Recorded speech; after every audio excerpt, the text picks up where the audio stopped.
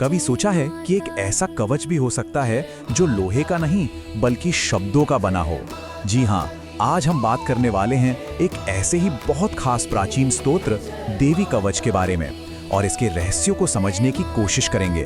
तो सवाल यही उठता है, क्या सच में शब्दों में इतनी ताकत हो सकती है कि वो हमारे लिए एक ढाल बन जाएं, एक तरह का आध्यात्मिक सुरक्षा कवच? चलिए आज इसी प्राचीन मान्यता की तह तक चलते हैं। तो ये देवी कवच आखिर आया कहाँ से? देखिए, इसकी जड़ें मिलती हैं दुर्गा सप्तशती में, जो कि एक बहुत ही पवित्र और महत्वपूर्ण हिंदू धर्म ग्रंथ है। और ये समझना जरूरी है कि ये सिर्फ कोई एक चैप्टर नहीं है, बल्कि ये उस पूरी आध्यात्मिक परंपरा का एक हिस्सा है जो देवी की शक्ति और महिमा को समर्पित है। तो ये जो शब्द है कवच, इसका मतलब क्या है? इसका बहुत सीधा सा मतलब है कवच या एक आर्मर, मतलब एक ऐसी ढाल जो हमें बचाए। ये एक ऐसा स्तोत्र है जिसे रचा ही इसलिए गया है ताकि एक आध्यात्मिक सुरक्षा घेरा बन सके जो हर दिशा से, हर तरह के डर से हमारी रक्षा करे। अच्छा, तो सवाल ये है कि आखिर कोई इस आध्यात्मिक किले को, इस कवच को क्यों अपनाना चाहेगा? इसकी जरूरत क्या है? जैसा कि हम अब देखेंगे, इसका जवाब छिपा है इसके पाठ से मिलने वाले फायदों में। वही इसकी सबसे बड़ी वजह है। ये जो पंक्तियां हैं ना, ये इस स्तोत्र का जो मूल वादा है उसे बिल्कुल साफ कर देती हैं। बात सिर्फ बाहर के खतरों से बचने की नहीं हो रही है, बल्कि ये दुख, गरीबी और सबसे बढ़कर डर, इन जैसी जो गहरी मानवीय तकलीफें हैं उनको भी दूर करने का एक आश्वासन देती हैं। और देखिए, ये वादा यहीं नहीं रुकता, ये और भी गहरा है। ग्रंथ में बताया गया है कि जो भी व्यक्ति पूरी श्रद्धा और निष्ठा से इसका पाठ करता है, वो सिर्फ डर से ही आजाद नहीं होता, बल्कि अकाल मृत्यु के भय से भी बच जाता है। और तो और, जीवन का जो सबसे बड़ा लक्ष्य माना गया है, यानी मोक्ष, उस तक पहुंचने का रास्ता भी खुलता है। तो फिर ये सुरक्षा कवच असल में बनता कैसे है? क्या प्रक्रिया है इसकी? चलिए अब इसे स्टेप बाय स्टेप समझते हैं कि आखिर ये कवच तैयार कैसे होता है। देखिए, इसका जो मेन प्रिंसिपल है वो है एक सिस्टमैटिक इन्वोकेशन, यानी एक व्यवस्थित आह्वान।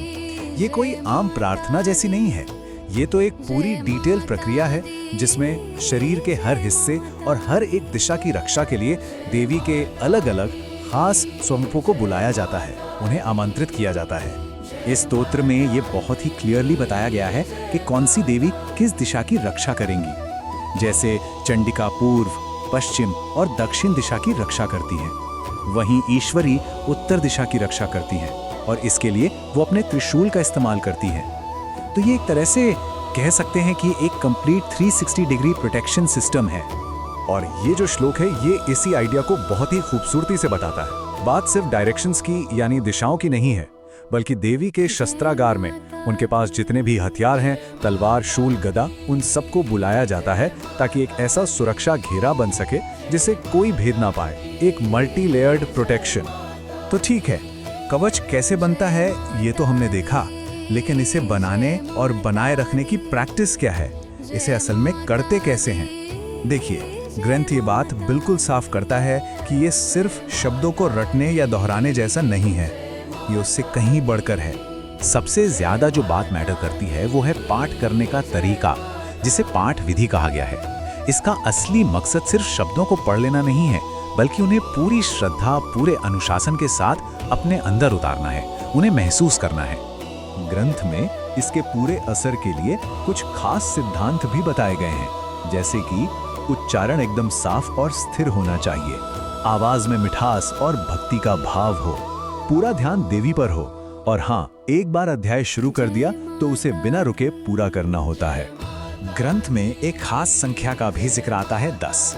ऐसा सुझाव दिया गया है कि जो कोई इसका 10 बार पाठ करता है, वो ना सिर्फ अपने पापों से मुक्त होता है, बल्कि देवी की कृपा से बड़ी मुश्किलों और खतरों से भी बाहर निकल जाता है।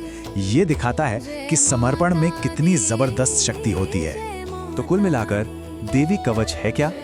ये असल में एक आध्यात्मिक तकनीक है, एक ऐसी ढाल जो लोहे या किसी धातु की नहीं बनी है, बल्कि ये बनी है भक्ति की एनर्जी से, एक फोकस्ड इरादे से और पवित्र ध्वनि के वाइब्रेशन से। और ये सब हमें एक बहुत ही गहरे सवाल पर लाकर छोड़ देता है। अब देखिए, चाहे कोई इस प्राचीन पाठ में विश्वास करे या ना करे, लेकिन सुरक्षा की जो चाहत है वो तो हम सब में होती है। तो सोचने वाली बात ये है कि आज की इस अनिश्चितता से भरी दुनिया में हम सब अपना अपना कवच कहाँ खोजते हैं, कहाँ पाते हैं।